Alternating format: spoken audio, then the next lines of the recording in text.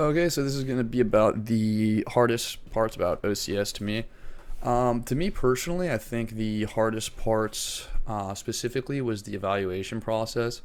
Uh, I do not agree with the way that they do the evaluation, but that doesn't matter because it is what it is, and you have to work with it. And that was something I definitely had to come to terms with. Because they'll teach you about a lot of different leadership styles, but when they evaluate you on leadership, they really just evaluate you on authoritarian and being loud. Obviously, don't be like mean or rude to any of your teammates, but be stern and be loud.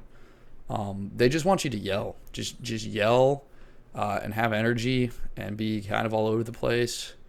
Because that's what they want. They don't. They're not going to give. I mean, at least I shouldn't say they're not.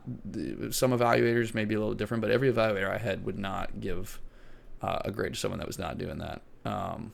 And I've only maybe seen like a couple times when we were in Sully's that someone was able to be more on the quiet side and get away with it, as long as they were doing their things right. But you just got to really put yourself out there. And that I kind of struggle with that because I'm a more personable person. I want to, I lead like personably.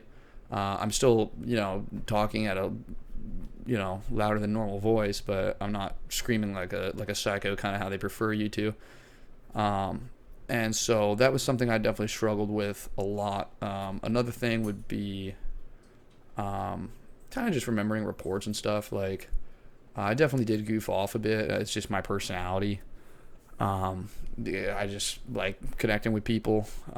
So when it came to reports and stuff, I maybe didn't practice them as much as I should have. And I would recommend like anyone to make sure you spend time in the head at night, like just saying it in the mirror as much as you can. I did do that, but probably didn't do it as much as I should because it kind of reflected. I'd forget some of the reports and stuff and mess them up.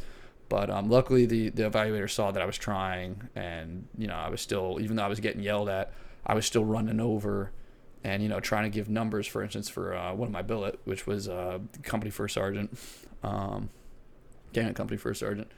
And as long as they see that you're trying and your evaluator and what they're looking for, you're gonna do fine.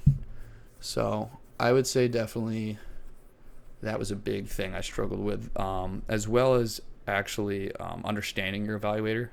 Every evaluator looks for different things. Don't try to put like a blanket sort of statement over how you think they're going to do things. Just watch people that get graded. Pay attention to their billets, because like I think I was assigning like the same criteria in my head of like what I was getting graded on to every evaluator, but as time went on, I realized some of them graded a little differently, and by paying attention to people that went up before me, I could kind of figure that out. And also loneliness. That's another thing too. You'll struggle with a little bit when you're there. I did. Just make friends. I did maybe probably like week 3, 4-ish, probably like a little bit later than some of the other people. And it actually ended up working out great for me.